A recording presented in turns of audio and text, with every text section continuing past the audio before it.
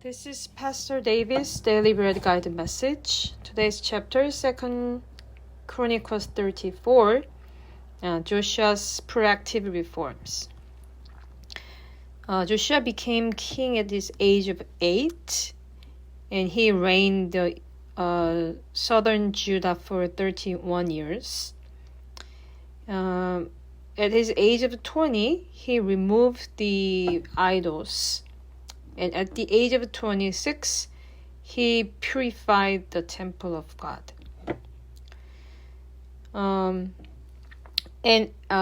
Later, he found the book of the law. And since then, there was the restoration of the word of God in the country. After David, there are 3 kings who followed the path of David. The first is Jehoshaphat, second Hezekiah, and third is Josiah, who's in today's chapter. And it's written that he followed all of the law of Moses. But as we have already learned from the previous chapter, Josiah's grandfather is Manasseh, who reigned the country for 51 years, and who are the weakest king of the nation. And his son, Ammon, is also who did wicked things before the Lord. So Josiah had a grandfather and father who made all the idols and Asherah poles, who did not follow the ways of David. But how could he, Josiah, become the king who followed David's path? So how could Josiah keep his faith, and how could Josiah made such reforms? So from today's chapter, let's find the answers for this. Today's chapter can be divided into 4, verse 1 to 7. At his age of 20, Josiah removed the idols. Verse 8 to 13, he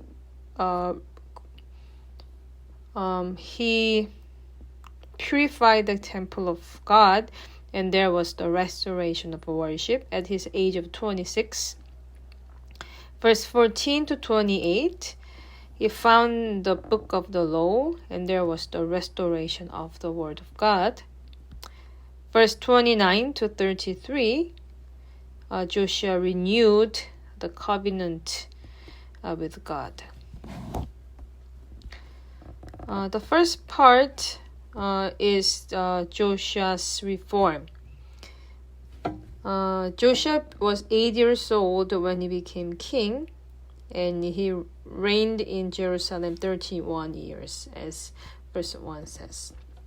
And verse 2, he did what was right in the eyes of the Lord and followed the ways of his father David, not turning aside to the right or to the left. And verse 3, in the 8th year of his reign, while he was still young, he began to seek the God of his father David.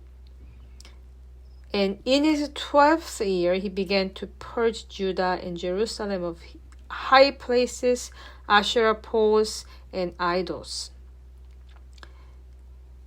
And even verse 6 to 7, it says, they say, in the towns of Manasseh, Ephraim, and Simeon, as far as Naphtali, and in the ruins around them, he tore down the altars and the Asherah poles and crushed the idols to powder and cut to pieces all the incense altars throughout Israel. And he went back to Jerusalem. So as verse 6 says, he went to the north, south, east, and west, and went around the whole nation to remove the idols.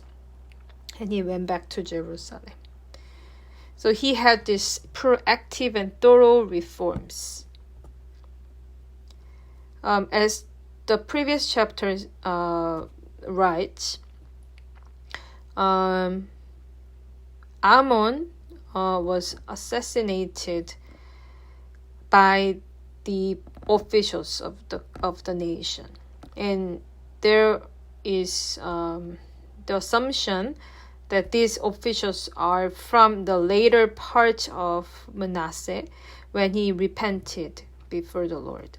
So these officials killed Manasseh, and they might be the spiritual mentors for Joshua.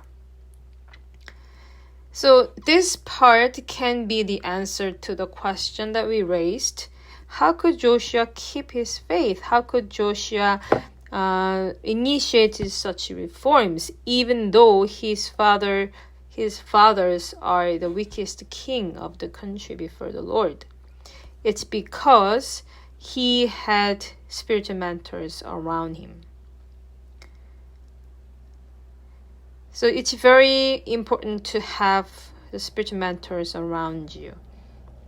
This is the first lesson.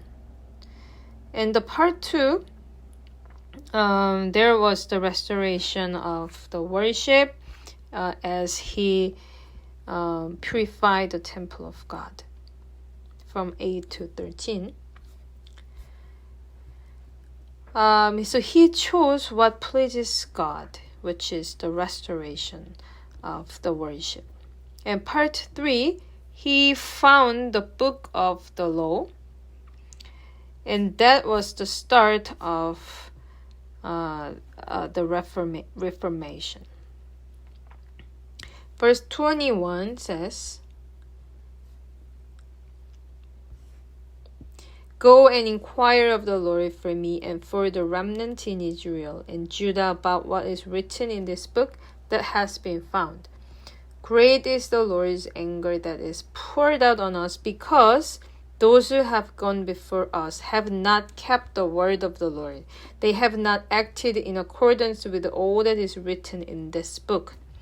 So this book became the standard for Joshua to what to do. So he did everything written in the book of the law, and he knew that the reason why the Lord's anger was poured out on us is because the fathers did not follow this book. So he ordered his people to obey to this book. And the later part 4, Joshua even renewed the covenant before God. In verse 31,